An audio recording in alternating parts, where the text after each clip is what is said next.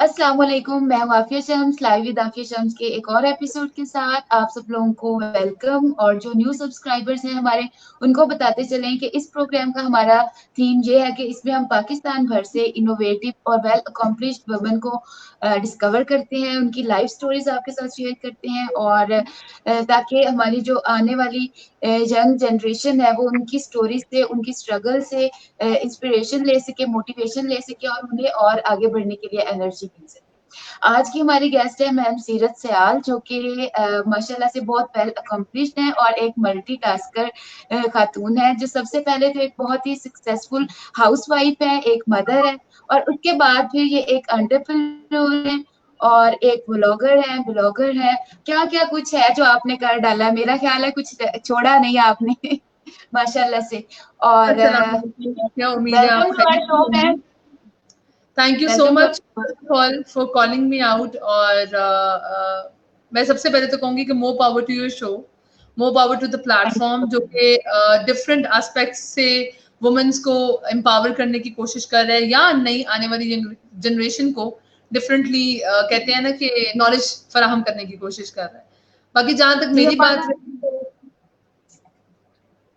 हाँ जी बोले आप, कोई मसले वाली बात नहीं है। कंटिन्यू करें आप, सॉरी। ओके, जहां तक मेरी बात रही, अगर मैं अपना इंट्रोडक्शन करवाती चलूं, इंट्रोडक्शन वो वाला जो दुनिया में माना जाता है या लोग जिस तरह आपको पहचान पाते हैं, तो नाम जैसे कि आप लोगों को पता लगा कि मेरा नाम सीरत सयाल है और मैं सीईओ हूँ सिरक्सिस सैलून एंड स्टूडियो की, सीईओ हूँ सिंपली कवर्ड विच इज हिजाब and abaya brand. I'm one of admin of MPF, which is bloggers Asia का हाईएस्ट रैंक्ड लेडीज ग्रुप है। और उसके अलावा I'm a certified digital media marketer, a certified entrepreneur, and a digital blogger and a blogger, and I'm a writer too. और motivational speaker लोग खुद ब खुद ही कह देते हैं, तो मैं भी मान लेती हूँ कि हाँ हूँ। तो आप सबसे पहले ये बताएं कि आप अपने घर को और इन सारी चीजों को कैसे मैनेज करते हैं।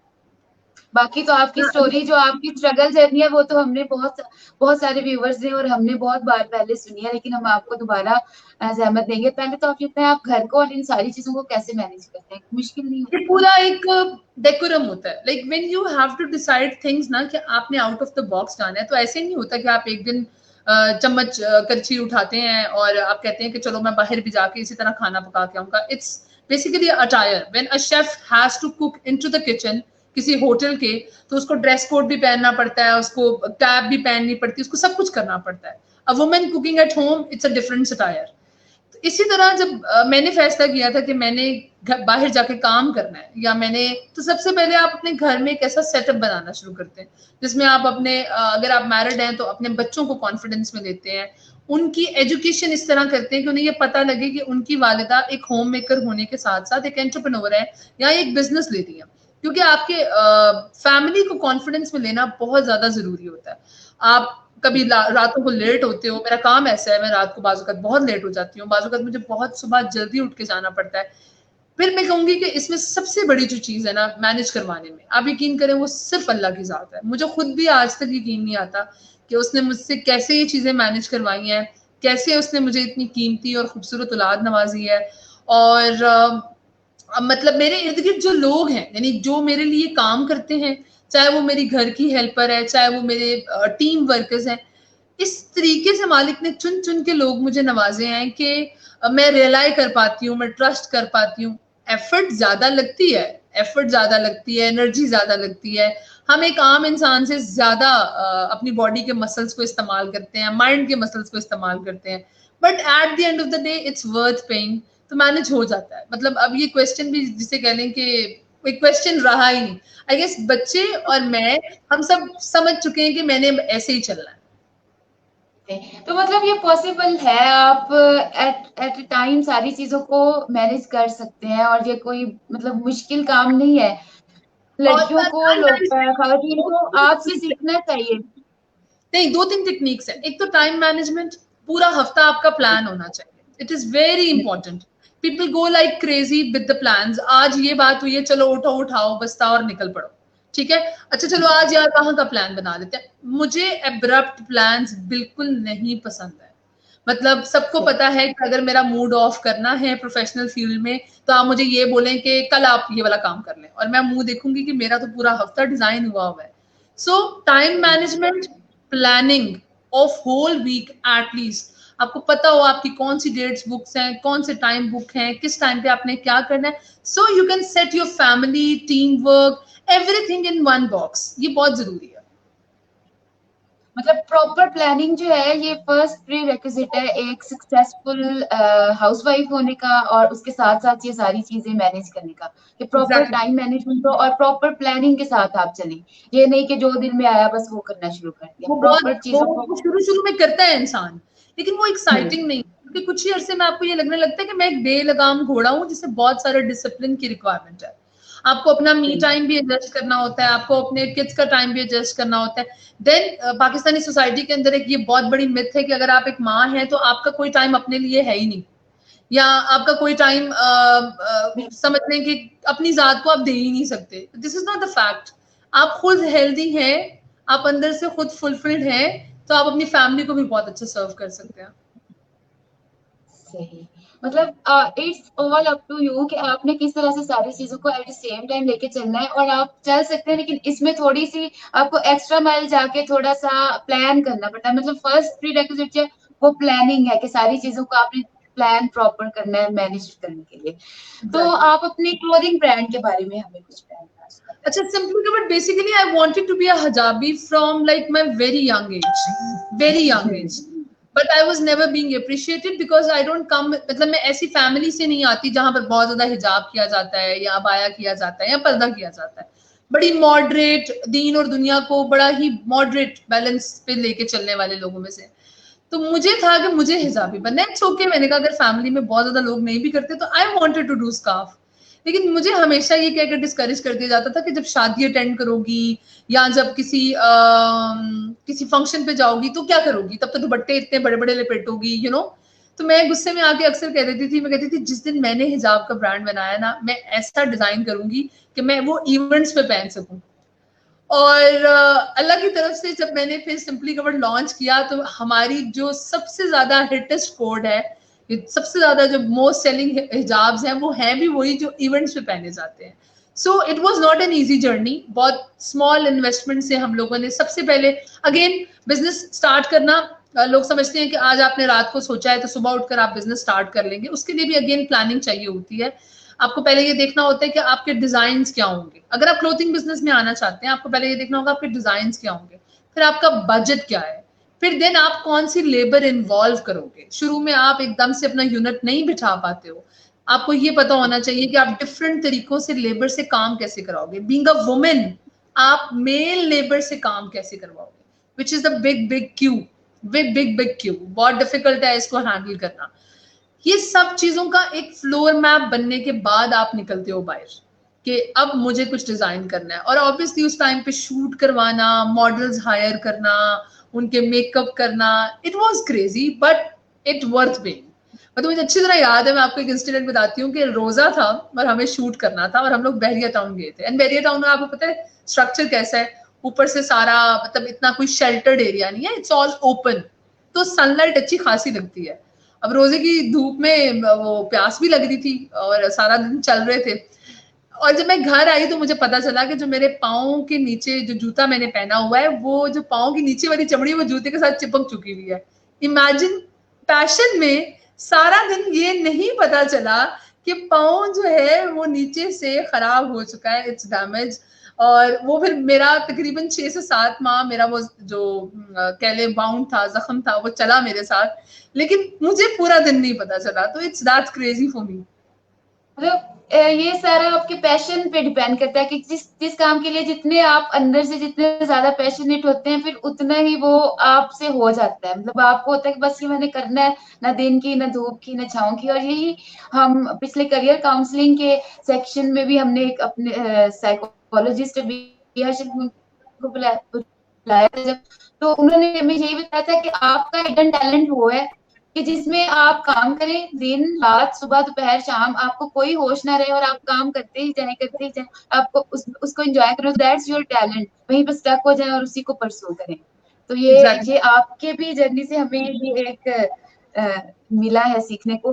और बाकी मेकअप का बताएं आप, माशाल्लाह से सारी चीजें हमने डिस्कस की, लेकिन एक चीज जो हम भूल गए थे स्टार्ट में इंट्रोडक्शन में, कि आप माशाल्लाह से एक बहुत जबरदस्त मेकअप आर्टिस्ट हैं और ये चीज आपने इनहेरिट की है, तो ये ये बताएं थोड़ा सा इसके। कि मेरी मदर एक ब्यूटिशियन थी, because I have been brought up by a single parent. मेरे फादर की डेथ हो गई थी when I was 5 years old।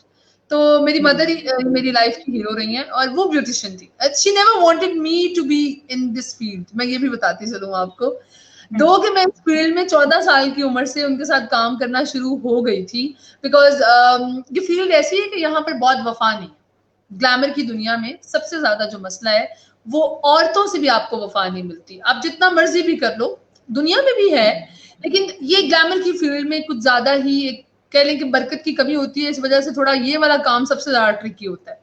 तो 14 साल की उम्र से मैंने अम्मा के साथ काम करना शुरू किया, but she never wanted me to be a beautician.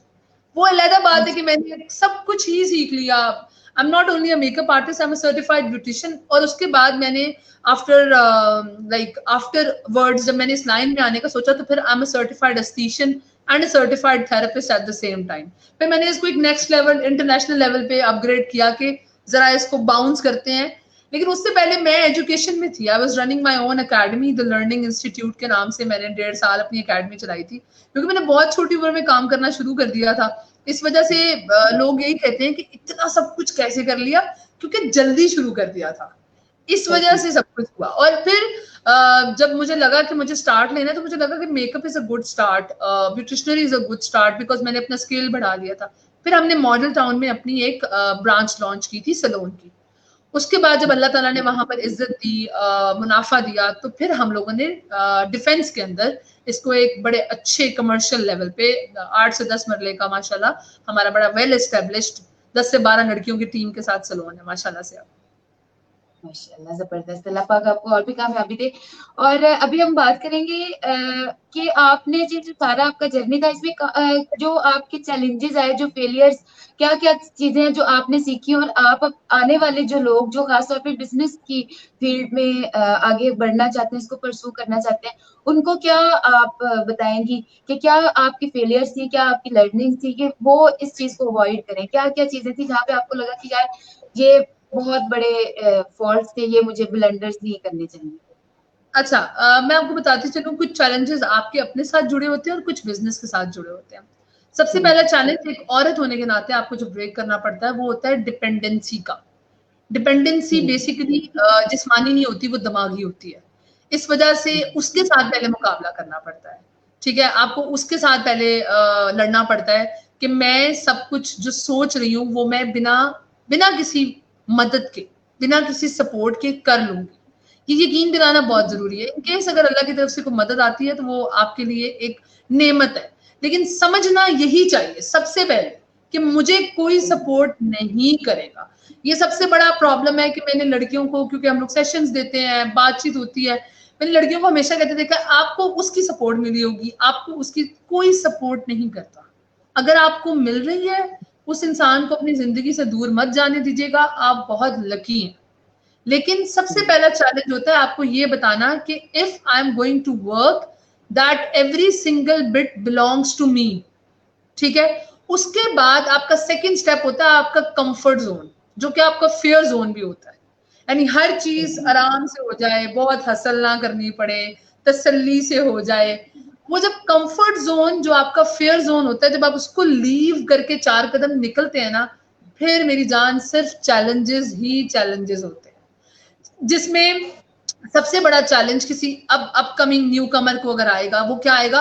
Homework किए बगैर बिजनेस करना। आइडिया नहीं है और बिजनेस कर रहे हैं, दिमाग में कुछ इनोवेटिव नहीं है और बिजनेस कर रहे हैं, जस्ट बिकॉज कि साथ वाले ने उस बिजनेस से बहुत सारे पैसे कमाए हैं, मैं भी कमा लूंगा, या मेरी साथ वाली ने ये काम शुरू किया है, मैं भी कर लूंगी। पहले जो काम आप करना चाहते हैं, अगर वो आपको अपना पैशन नहीं पता, बिलफर्ज आपको नहीं पता आपका पैशन क्या है, तो फिर आप जो काम करना चाहते हैं उसका होमवर्क करें। हो सकता है आप आधे रास्ते में बेजार होकर खुद ही वो काम छोड़ के भाग जाएं और आप पैसे लगाए भी नुकसान करेंगे। Secondly, it is very important, जब आप अपना पैशन फॉलो कर चुके हैं तो उसके बाद आप ये देखें कि आपका आइडिया क्या है। मार्केट में there is a lot competition and believe you me, अगर 100 बंदे आपके साथ है ना तो 5 सिर्फ आपको आगे बढ़ने देंगे, बाकी सब आपके बाजू कंधों, वो जैसे एक हॉरर मूवी की तरह होता है ना कि चिपक जाएंगे जिस्म के मुख्तलिफ हिस्सों में जोंकों की तरह, to suck out the blood and the potential you have. The main problem is this, people don't like being you potential, जिसकी वजह से वो बहुत दफा आपके आइडियाज को डिस्करेज करेंगे, बहुत दफा वो आपकी सक्सेस को डिस्करेज करेंगे, ताकि आप किसी तरह टूट के बोलो कि हाँ मैं इस काबिल नहीं। तो अगर आप न्यू कमर हैं तो पहले आपको अपने आप को तसल्ली देनी पड़ेगी कि जिस राह पे आप निकले हैं उस पे या तो वो ऊपर जात बैठी है या आप अकेले खुद हैं। उसके बाद आपने होमवर्क करना है, होमवर्क के बाद आपने पूरी प्लानिंग करनी है, आपने देखना है आपके काम में कुछ क्रिएटिव जरूर हो, कुछ तो क्रिएटिव हो, ठीक है, इट इज वेरी नेसेसरी। अगर आपकी जिंदगी में क्रिएटिविटी नहीं है, अगर आपके आइडिया में क्रिएटिविटी नहीं है, आप ज्यादा दिन मार्केट में नहीं चल सकेंगे। क्यों? क्योंकि ब्रांड्स ऑलरेडी हमारा सबसे बड़ा चैलेंज होता है। आपको आफिया अगर पता नहीं है तो मैं ये आपको बताती चलूं कि चाहे आप सैलून खोलो, चाहे आप क्लोथिंग का काम करो, कुछ भी करो, सबसे पहला चैलेंज किसी एंटरप्रेन्योर को जो आता है वो आता है ब्रांड से, क्योंकि ब्रांड की चीज 10,000 की भी बिक जाती है, हमारी अच्छी भी हो तो 3,000 की नहीं बिकेगी। सो ये चैलेंजेस बाहर मार्केट में हैं।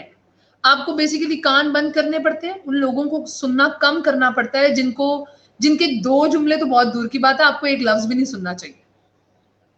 तो ये एक न्यू कमर होने के नाते आपको बेसिकली, अगर आपको काम नहीं आता, इनकेस अगर आपको काम नहीं आता, आप कह रहे हैं जी मुझे कुछ भी नहीं आता, मैंने ऐसे लोगों के साथ भी मुलाकात की है जो कहते हैं कि जी हमें कुछ भी नहीं आता, हमें तो कोई स्किल भी नहीं आता। तो पहले ऐसा करें, आप स्किल सीख लें, जमाने का नया ट्रेंड है। और मैं हमेशा ये बात कहती हूँ, इसे कोटेशन तो नहीं कह सकती, लेकिन मैं यही कहती हूँ कि if you love yourself, gift yourself a skill, because that's the most blessed blessing you can ever do to yourself. क्योंकि जिंदगी में कभी भी अगर तूफान आएगा तो तुम्हारा स्किल जो है ना वो पीछे से कहेगा कि चलो तुम मेहनत कर सकते हो। सही।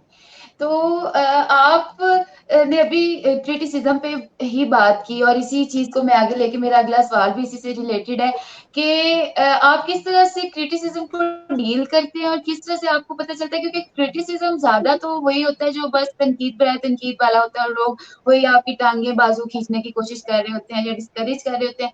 उसमें 2 केसेस आ जाते हैं, या तो वो बिल्कुल अनजान होते हैं, उन्हें खुद भी पता नहीं होता कि वो क्या कह रहे हैं, और या फिर वो जानबूझ के आपको डिस्करेज कर रहे होते हैं। लेकिन कुछ क्रिटिसिज्म ऐसा होता है जो वाकई ही मतलब जिसको हमें वर्थ देनी चाहिए, या जो पॉजिटिव क्रिटिसिज्म। तो किस तरह से आप इन चीजों में डिफरेंस करती हैं कि, और किस तरह से हम, जैसे मैंने अब ये स्टार्ट किया, किस तरह से पता चलेगा कि कौन सा क्रिटिसिज्म जो है उसको सीरियस लेना चाहिए और कौन सा क्रिटिसिज्म जो है ये बस कचरा है, इसको साइड पे, इस पे काम नहीं करना। तो देखिए मेरी बात सुने, आपसे बेहतर आपके बारे में अगर लोग जान जाए ना तो मेरी जान फिर तो जिंदगी किसी काम की नहीं है। आप पहले तो ये तसल्ली रखें कि आपको आपसे बेहतर कोई नहीं जानता, ठीक है, ये तसल्ली होना बहुत जरूरी है। किसी भी क्रिटिसिज्म को जानने के लिए सबसे पहले self actualization is very important, which is we are lacking behind is so much. Self actualization नहीं है, पता ही नहीं है सांस कहाँ चल रही है, नब्ज कहाँ चल रही है, ठीक है, मतलब कुछ कोई आइडिया नहीं है, कोई आइडिया नहीं है। अब सिंपल सी बात है कि अब क्रिटिसिज्म की बात करते हैं। नेगेटिविटी तो कभी भी एब्जॉर्ब ही नहीं करनी, अपने साथ फैसला कर लें। आप अपने अंदर का शोर इतना बढ़ा दें कि बाहर की आवाजें आप तक ना पहुंच सके।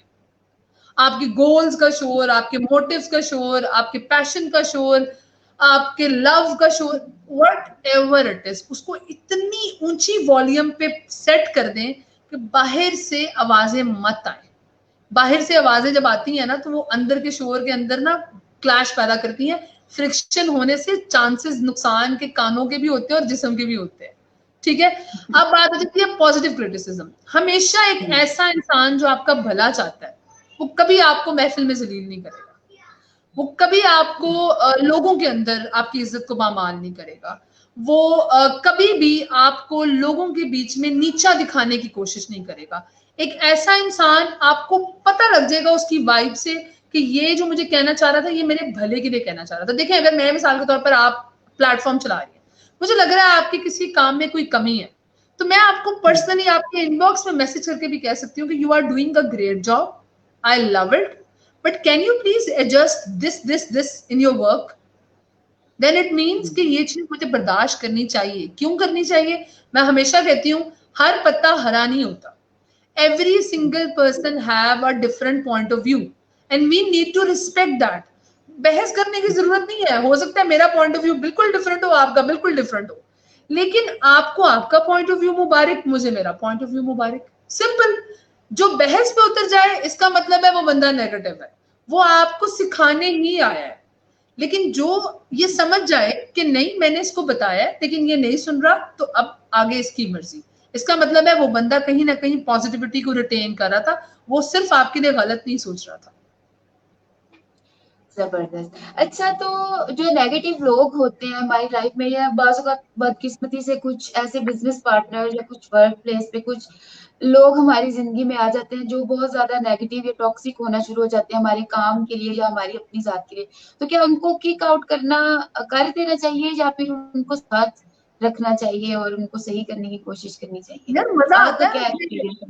देखो, अगर तो बहुत ज्यादा एनर्जी ड्रेनर है, एनर्जी ड्रेनर हाँ. से दूर भागो. एक वो है जो ड्रामा मामा है, जो जब बैठेगा ना आपको भी रोने वाला कर देगा.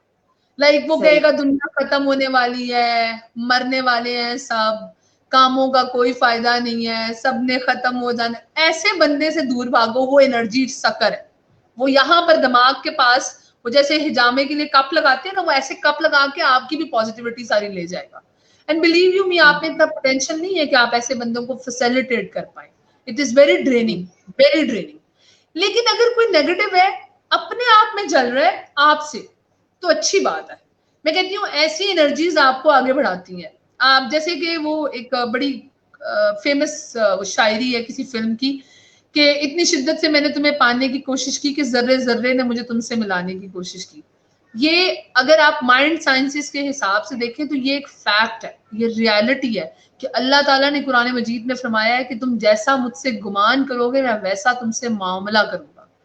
अब ये जो गुमान का मामला है ना, ऐसे ही है कि जब इर्द गिर्द के लोग आपकी तरक्की से जल रहे होते हैं ना, उन्हें खुद नहीं पता होता, वो चम्मच डाल रहे होते हैं आपकी तरक्की के लिए अपने फोकस के. तो ले, एंजॉय करें उसको, क्योंकि वो जो आपने कुछ दिनों में नहीं बन पाना ना, वो उन्होंने आपको बनवा देना और उसको एंजॉय करना चाहिए. Take it a big heart, take it with a big smile, और उसको पूरा एंजॉय करेंगे. वाह यार, मेरी तो जिंदगी का मजा ही बहुत है कि मैं अगर 10 बंदों में बैठता हूँ तो 5 तो मेरे दुश्मन ही है.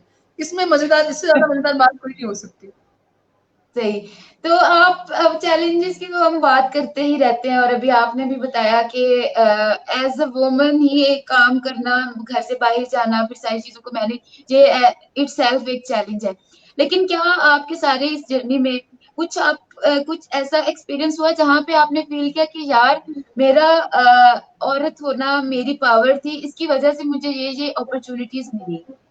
तो क्या कुछ ऐसा तजर्बा आपके साथ हुआ या बस चैलेंजेस ही मिले हर जगह पे? नहीं, बहुत दफा. मैं आपको बताऊं, हमारी सोसाइटी में ऐसे बहुत सारे मेल्स, ऐसी बहुत सारी फीमेल्स हैं जो आप में पोटेंशियल एक औरत होने के नाते देखकर आपको बड़ा अप्रिशिएट करती हैं. और देखिए, पावर का ताल्लुक मर्द और औरत से नहीं है. अल्लाह ताला ने ऐसे कहीं नहीं बयान फरमाया. आपका इंडिविजुअल होने के नाते आप में जो पावर है वो तो बयान के काबिल ही नहीं है. मतलब मुझे वुमेन कार्ड खेलने की जरूरत नहीं है until and unless I can actually earn the things I really want to use. मतलब अगर मैं कुछ कमाना चाहती हूँ, मैं कुछ वाकई पाना चाहती हूँ, तो why I need sympathies from the people? I really don't need them at all. और अगर आप खुद चाहें अपने आप को रोज पावरफुल फील कर सकते हैं बाय थिंकिंग कि जो भी मैंने आज तक किया है वो किसी की मेहनत, किसी की मदद और किसी की हमदर्दी के बगैर किया है. तो मेरा ख्याल है कि चैलेंजेस के साथ साथ बड़े ऐसे मुकाम है जहां मुझे लगा है कि ये सिर्फ अल्लाह ने मुझे तोहफे में रख के चीजें दे दी है. ऐसे बहुत सारे इंसान है मेरी जिंदगी में, ऐसे बहुत सारे कुलीग्स हैं मेरी जिंदगी में, ऐसे बहुत सारे मेंटोर्स हैं मेरी लाइफ में, जो मैं समझती हूँ कि सिर्फ और सिर्फ मेरे अल्लाह की नेमत है मेरे लिए.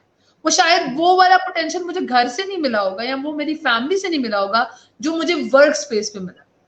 जितने गिराने वाले थे ना, अगर चलो उतने नहीं तो 15 से 20% उठाने वाले भी उन्हीं लोगों में है. तो बिलाशुबा मैं कहूंगी कि उनकी वजह से मैं आज पावरफुल हूँ. अगर वो लोग मुझे तब बिल्कुल ही मौका ना देते, चाहे वो औरतें थी चाहे वो मर्द थे, तो फिर आज मैं यहाँ ना होती.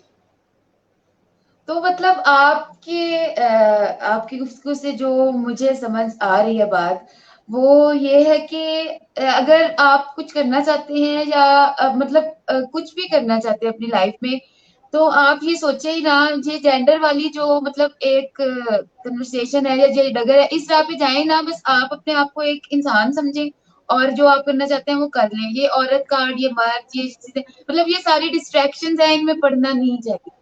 ये डिस्ट्रैक्शंस के अलावा कुछ भी नहीं है। देखिए मेरी बात सुने, आप एक औरत हैं तो क्या आप आईटी से नहीं जुड़ सकती? आप एक मर्द हैं तो क्या आप मेकअप नहीं कर रहे? सब कुछ ही हो रहा है दुनिया में, ठीक है। जो कोड ऑफ कंडक्ट अल्लाह ने बनाया वो एक सेपरेट है, ठीक है, वो एक सेपरेट है। बट वुमेन कार्ड प्ले करने की जरूरत तब तक नहीं पड़ सकती जब तक मेरे पास क्वालिटीज हैं, पावर है, एम्बिशन है, रोड मैप क्लियर है, विजन है, मिशन है। तो मुझे क्या जरूरत पड़ेगी इन सब चीजों की? चैलेंजेस लोग करते हैं, लोग आपको वुमेन देख के बहुत दफा बहुत हार्ड टाइम देते हैं, इस बात में कोई शक नहीं।